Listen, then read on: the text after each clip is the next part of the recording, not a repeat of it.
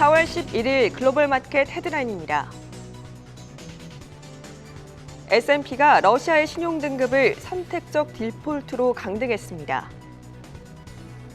프랑스 대선 1차 투표에서 마크롱 대통령이 28%, 르펜 국민연합 후보가 24%로 결선에 진출할 것으로 예상됩니다.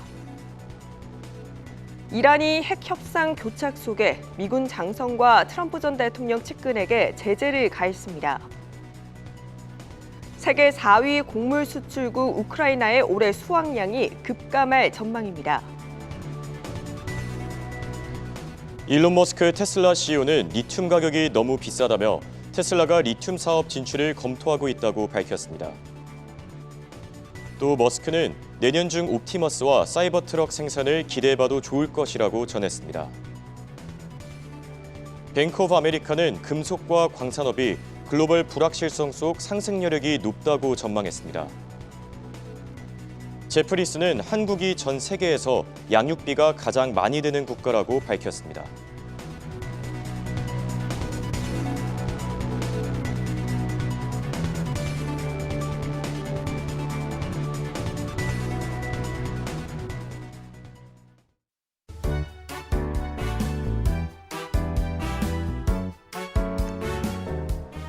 여러분 안녕하십니까? 굿모닝 한경글로벌 마켓의 이가은입니다. 안녕하십니까? 홍성진입니다. 지난 금요일 뉴욕 증시 혼조세로 장을 마감을 했습니다. 연준의 공격적인 긴축 우려 그리고 지속되는 우크라이나발 지정학적 긴장이 시장을 제한하는 모습인데요. 이번 주 시장은 10일 발표되는 3월 소비자 물가지수 CPI와 또 은행주를 시작으로 발표되는 1분기 기업 실적을 주시하면서 움직일 것으로 보입니다. 이번 한 주도 저희와 함께 힘차게 출발하시죠. 굿모닝 한경글로벌 마켓 지금 바로 시작합니다.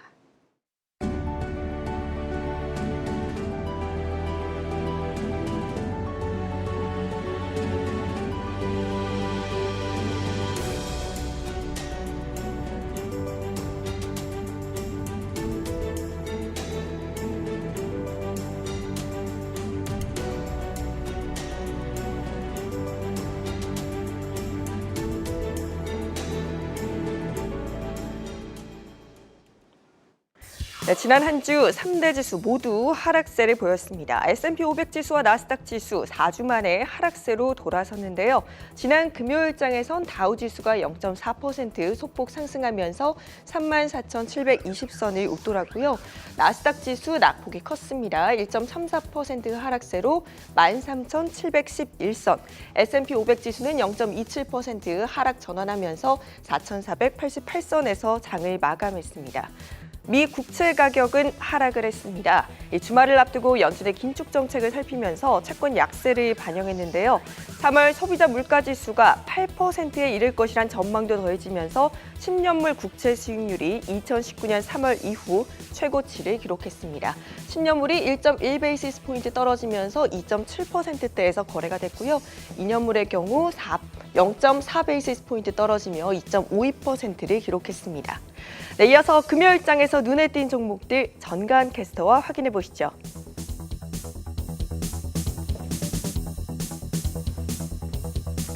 네, 지난 금요일장에서 기술주가 흐름이 좋지 않았습니다. 연준의 공격적인 긴축 의사 때문에 기술주의 긴장감이 여전히 잔존하는 모습입니다.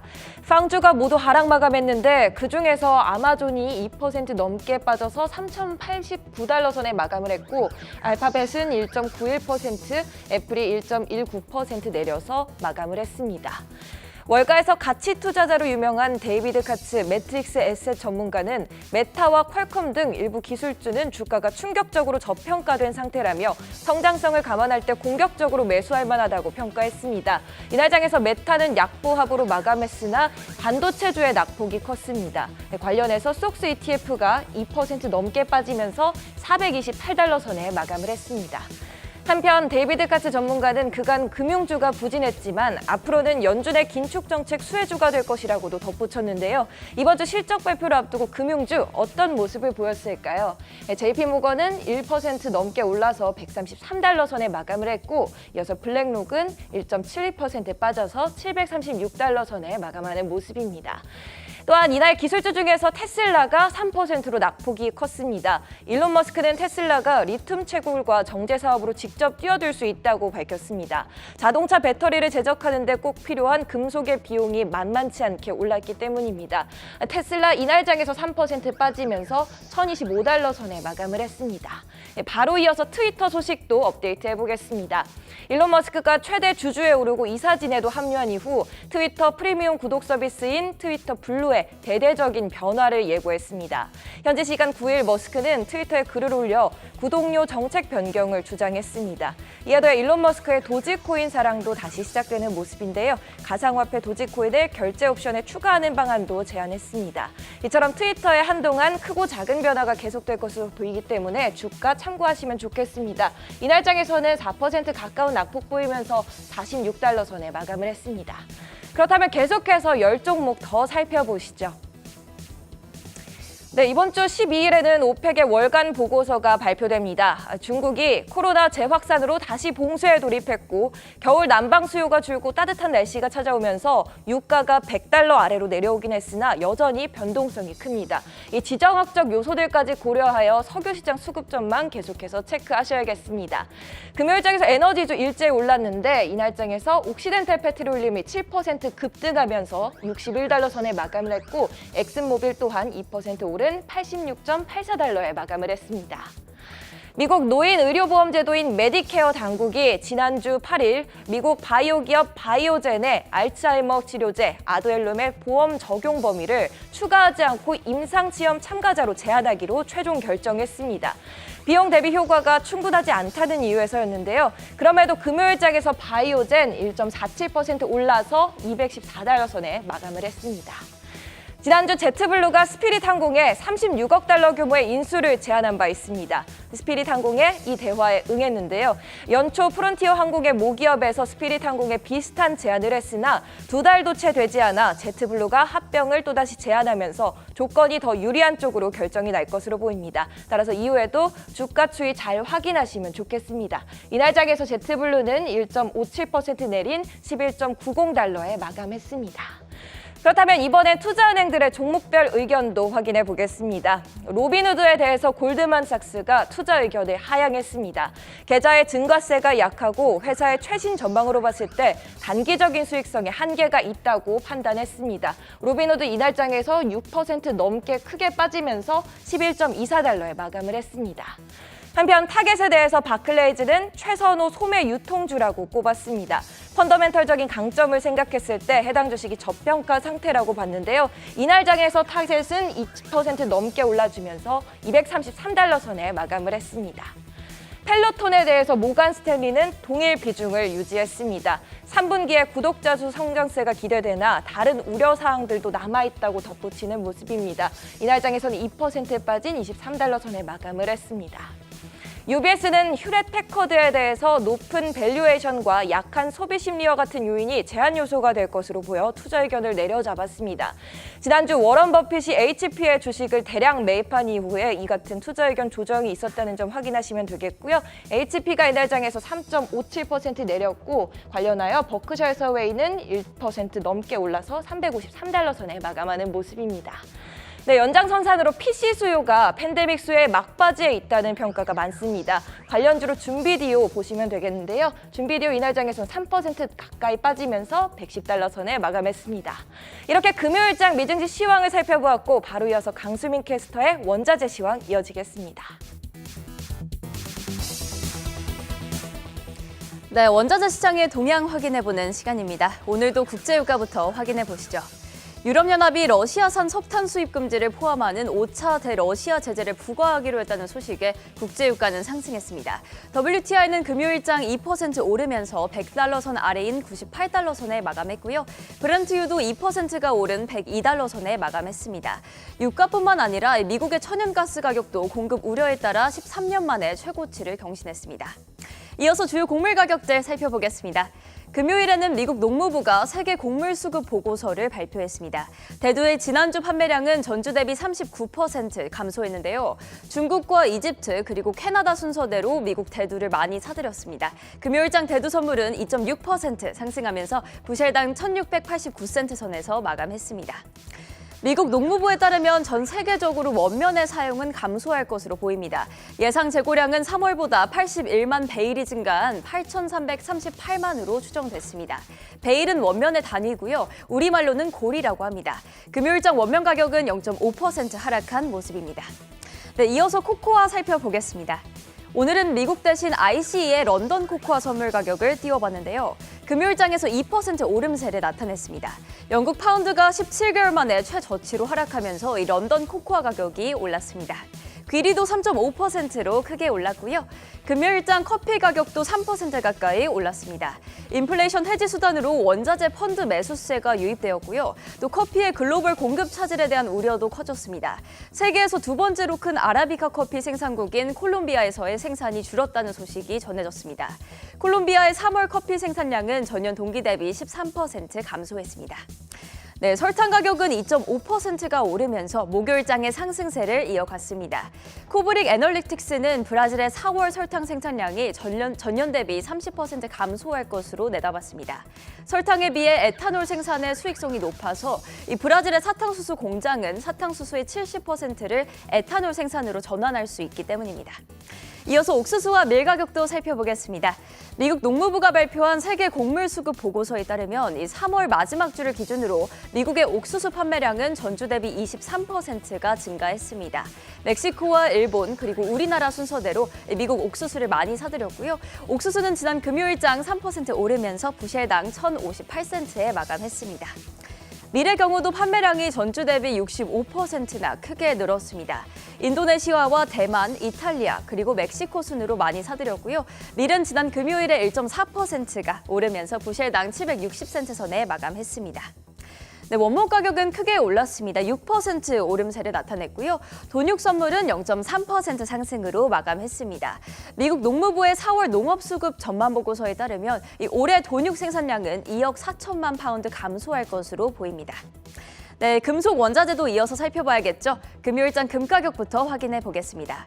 금 가격은 연준의 공격적인 통화 정책을 주시한 가운데 0.4% 오른 1,945달러 선에 마감했습니다. 은 가격은 계속해서 24달러 선을 나타내고 있고요. 이어서 팔라듐과 백금 소식 살펴보겠습니다. 런던 플래티늄 팔라듐 시장 협회, 줄여서 LPPM이라고 부르는데요. 런던의 팔라듐과 백금 시장을 감독하는 기구인 이 LPPM이 러시아 정부가 소유한 두 개의 정제 회사의 팔라듐과 백금 거래를 금지하겠다고 밝혔습니다. 마켓워치에 따르면 LPPM은 크레스트 배트매트와 PGCM 이 두 곳의 비철금속 공장을 굿 딜리버리 목록에서 제외한다고 발표했는데요. 추후 공지가 있을 때까지는 이 두 정유소에서는 런던과 취리 귀금속 시장에서가 금지될 예정입니다. 이런 금속 시장에 대한 새로운 제재는 런던 금시장 연합회인 LMBA가 굿 딜리버리 리스트에서 6개의 러시아 정유업체를 삭제한 지 한 달 만에 나왔습니다. 해당 소식에 따라 두 금속의 가격은 급등했는데요. 금요일장 팔라듐은 8% 넘게 뛰었고요. 또 백금은 2% 가까운 오름세를 나타냈습니다. 네, 이어서 니켈 살펴보겠습니다. 영국 금융감독청과 영란은행에 이어서 런던 금속거래소도 지난달 니켈 가격 급등과 또 거래 재개에 대한 단독 조사를 진행 중입니다. 금요일장 니켈은 2.6% 상승하면서 톤당 34,584달러에 마감했습니다. 아연 가격도 살펴볼 텐데요. 로이터 통신에 따르면 세계 최대 원자재 거래 회사인 트라피구라가 런던 금속거래소의 아시아 창고에 있는 많은 양의 아연 거래를 중단하겠다고 밝혔습니다. 런던 금속거래소의 아연 재고량은 지난 12월 이후 40% 감소했는데요. 지난주 기준으로 런던 금속거래소에서 더 이상 거래되지 않을 아연의 비율은 26%에서 65%로 크게 늘었습니다. 공급 부족 때문에 이런 상황이 벌어지고 있는 건데요. 이 공장에 치솟는 에너지 가격으로 인해 유럽의 생산자들이 생산량을 줄이고 있기 때문입니다. 런던 금속거래소의 유럽 창고에 있는 500톤의 아연 중 25톤만이 시장에서 거래가 가능한 상황이고요. 지난달 변동성이 극심했던 니켈 시장 이후로 이 아연 시장에 대한 투자자들의 우려가 커지고 있습니다. 금요일장 아연은 3% 가까운 오름세를 보였습니다. 네, 구리는 0.5% 상승하면서 마감했는데요. 골드만삭스의 보고서 내용 살펴보겠습니다. 골드만삭스는 올해 중반까지 구리 가격이 사상 최고치를 경신할 것으로 내다봤습니다. 3개월과 6개월 그리고 12개월 목표 가격을 상향 조정했고요. 또 3개월 이내에 구리 가격이 최고치를 경신하고 1년 내에 톤당 3만 13,000달러까지 꾸준히 오를 것으로 예상했습니다. 보시는 가격은 파운드당 4.7달러를 나타내고 있습니다. 네, 끝으로 알루미늄은 0.7% 오르면서 톤당 2,394달러에 거래 마쳤습니다. 지금까지 원자재 시황이었습니다.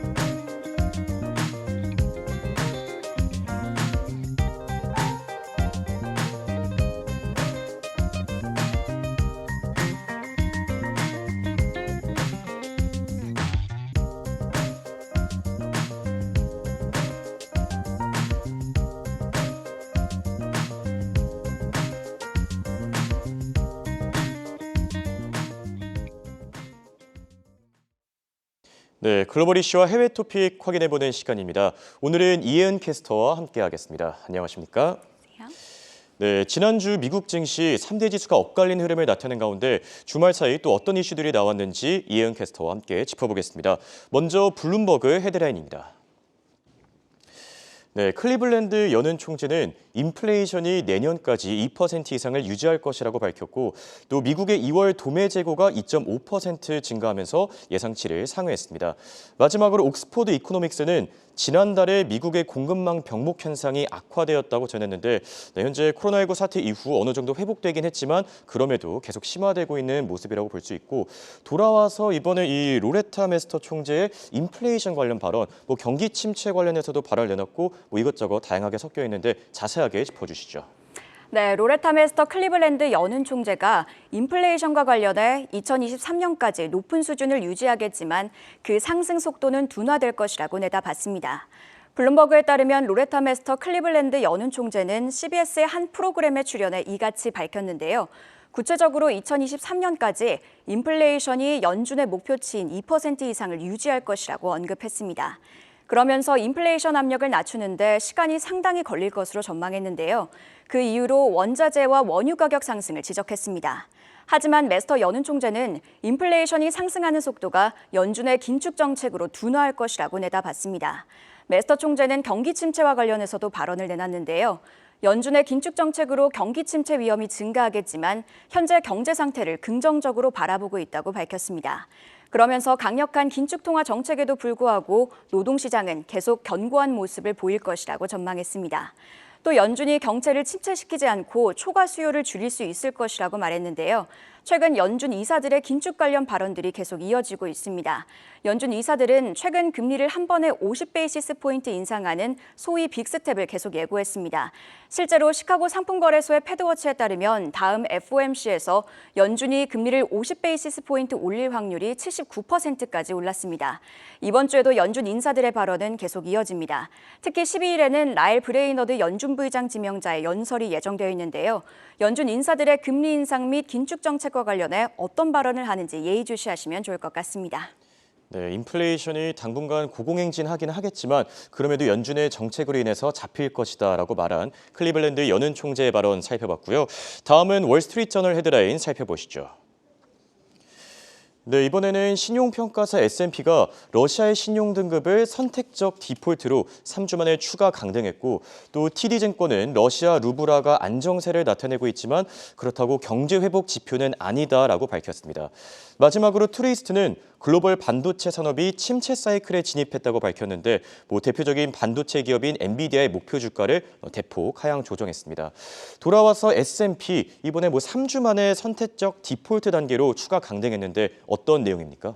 네, 전해드리겠습니다. 글로벌 신용평가사인 스탠더드 앤드 푸어스가 3주 만에 러시아의 신용등급을 또다시 강등했습니다. 블룸버그 통신의 보도에 따르면 스탠더드 앤드 푸어스는 러시아의 신용등급을 기존 CC등급에서 SD로 내렸는데요. SD등급은 선택적 디폴트를 의미합니다. 통상 디폴트 직전 단계로 평가되는데요. 그만큼 러시아 국가부도가 현실화 절차를 밟고 있다는 평가가 나오고 있습니다. 다만 S&P는 루블화 표시 채권에 대한 등급은 CC를 유지한다고 했습니다. 하지만 전망은 부정적이라고 밝혔는데요. 이번 강등의 배경으로 S&P는 러시아가 유로화 채권을 루블화로 지급하려고 한 점과 앞으로 강화될 대러시아 제재를 주목했습니다. 한편 러시아 중앙은행은 현지 시각 8일 기준금리를 기존 연 20%에서 17%로 인하한다고 밝혔는데요. 금리 인하 배경으로 현지 통화인 루블화가 하락해 소비자 물가 인상 속도가 크게 둔화한 점을 꼽았습니다. 그러면서 러시아 중앙은행은 향후 이사회에서 기준금리를 추가로 인하할 수도 있다고 밝혔는데요. 대내외 환경과 금융시장, 인플레이션과 경제성장 등을 고려해 종합적인 평가를 한 후 결정을 내리겠다고 밝혔습니다. 추가 금리 인하를 결정할 이사회는 오는 29일로 예정되어 있습니다. 네, 러시아의 신용 등급이 추가로 강등됐다는 소식 확인해봤고요. 다음엔 CNBC 헤드라인 살펴보시죠.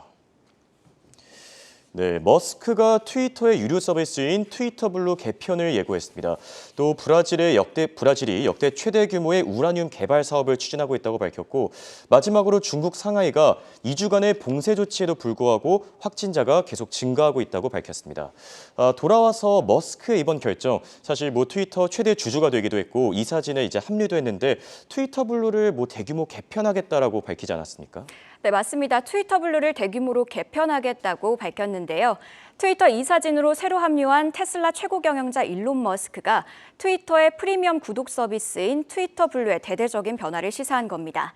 현지 시각 10일 CNBC의 보도에 따르면 일론 머스크는 트위터에 글을 올리고 앞으로 트위터 블루의 구독료를 인하하고 지불 옵션을 추가하고 광고를 금지하는 등한 예고를 했습니다. 머스크는 트위터 블루 구독료는 월 $2 이하가 되어야 한다며 1년치를 선불로 지불해야 한다고 했습니다. 그러면서 만약 계정이 스캠, 즉 사기에 사용됐을 경우 구독료 환불 조치 없이 정지된다고 밝혔습니다. 이외에도 가상화폐인 도지코인으로 구독료를 지불할 수 있도록 결제 수단에 도지코인을 추가하는 방안도 제시했는데요. 이외에도 광고도 없앨 것을 제안했습니다. 트위터가 수익을 위해 광고에 의존한다면 기업들이 트위터 정책을 더욱 쉽게 좌지우지하게 된다고 설명했는데요. 한편 트위터 블루는 지난해 6월 첫 출시된 서비스로 프리미엄 기능 전용 이용권을 제공하고 있습니다. 주요 기능으로는 트윗 실행 취소, 맞춤형 트위터 앱 아이콘 및 책갈피 추가 기능이 있습니다. 현재 미국, 캐나다, 호주, 뉴질랜드에서 이용할 수 있는데요. 월 구독료는 $2.99로 책정되어 있습니다. 머스크는 아울러 미국 샌프란시스코 본사를 노숙자 보호소로 전환하는 내용의 설문을 진행하기도 했는데요.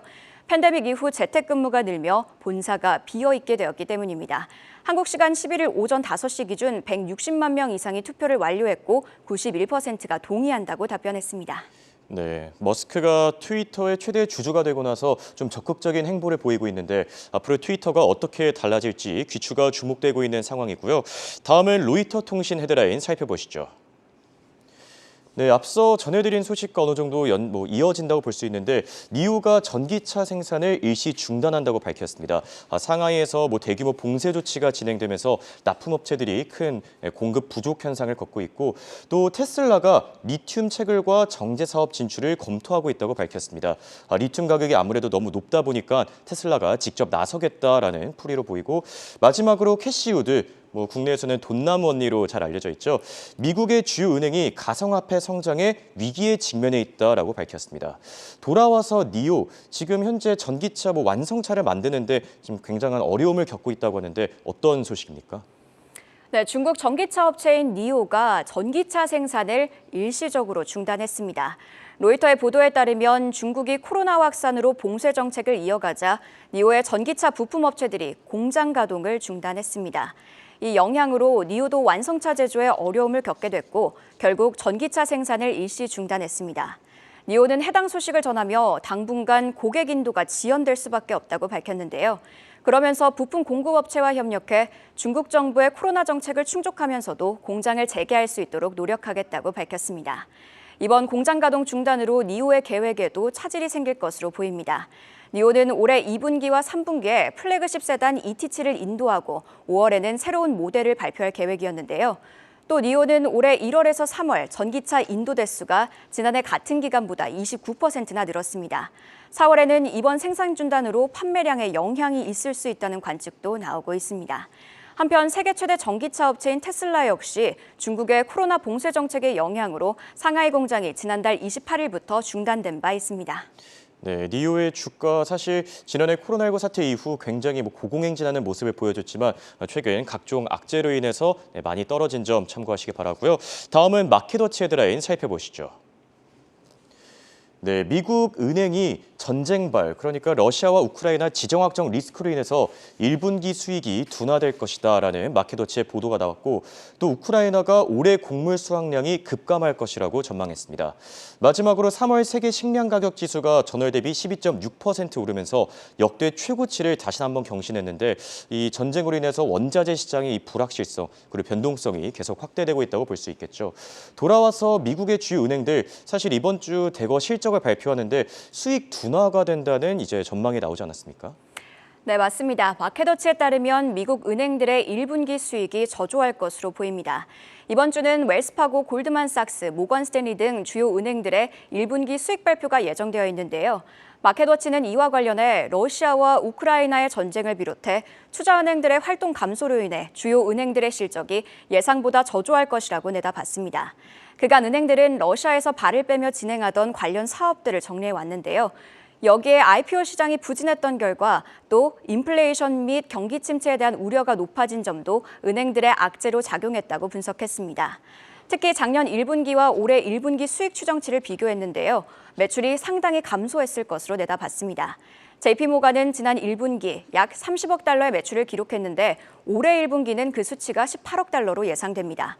골드만삭스는 작년 1분기 29억 달러의 매출을 찍었지만 올해 1분기 매출 예상치는 16억 달러입니다. 그러면서 마켓워치는 애널리스트들이 JP모간, 골드만삭스, 뱅크 오브 아메리카의 1분기 수익 조정치를 하향 조정하고 있다고 했는데요. 거시적 불확실성과 시장 변동성이 증가함에 따라 이를 반영하기 위해 수익 추정치를 낮추고 있다고 덧붙였습니다. 네, 마켓워치의 은행주 실적 전망과 관련된 소식 확인해봤고요. 마지막으로 글로벌 IB들의 탑픽 종목들 확인해보시죠. 네, 세 가지 이슈가 올라와 있습니다. 월가가 선정한 시장 혁신 기업 기대주, 또 번스타인이 선정한 국제유가 상승 수혜주, 마지막으로 골드만삭스가 선정한 금리 인상 대표 수혜주가 올라와 있는데 사실 개인적으로 시장 혁신 기업이 상당히 궁금합니다. 네, 이슈로 바로 짚어주시죠. 네, 이번에는 월가의 심층 분석을 들여다보겠습니다. CNBC는 글로벌 IB들의 분석을 바탕으로 시장의 혁신을 가지고 올 기업들을 선정했는데요. 해당 기업들은 소비자의 생활 방식을 변화시킬 능력을 가지고 있다며 엄청난 상승 잠재력을 가지고 있다고 덧붙였습니다. 그럼 어떤 기업들이 리스트에 올랐는지 살펴보겠습니다. 먼저 CNBC는 미국 에어택시 스타트업인 조비 에이비에이션을 주목했는데요. 해당 회사가 소비자들의 이동 방식을 뒤흔들 거라며 이를 실현할 자금력 또한 갖췄다고 분석했습니다. 이외에도 조비 에이비에이션은 우버, 토요타 그리고 미국 국방부와 전략적 관계를 맺고 있다고 했는데요. 해당 기업은 올해 들어 약 27% 내렸습니다. 하지만 CNBC는 그만큼 지금이 진입하기에 저렴한 구간이라고 평가했습니다. 다음은 브레이즈입니다. 브레이즈는 클라우드 소프트웨어 업체로 주로 모바일 마케팅에 필요한 서비스를 제공하고 있는데요. HBO, SC, 세프로와 같은 고객들을 이미 확보했습니다. CNBC는 브레이즈가 자동 마케팅 분야의 혁신을 가지고 올 기업이라며 4분기 연속 매출 성장을 기록한 점을 주목했습니다. 마지막으로 플라이와이어 살펴보겠습니다. 플라이와이어는 글로벌 결제 지원 회사인데요. 웰스파고는 지난주 비중 확대 의견을 제시하며 해당 기업들의 제품이 매우 독특하다고 평가했습니다. 이외에도 교육, 의료, 여행, B2B 영역에서 점차 점유율을 높여가고 있다고 했는데요. 한편 플라이와이어는 올해 들어 약 24% 하락했습니다. 지금까지 월가가 주목한 시장 혁신 기업들 살펴봤습니다. 네, 이렇게 오늘은 이혜은 캐스터와 함께 시장 혁신 기업들까지 자세히 살펴봤습니다. 지금까지 이혜은 캐스터였습니다. 수고하셨습니다. 굿모닝 한경글로벌 마켓은 7시 30분까지 계속됩니다.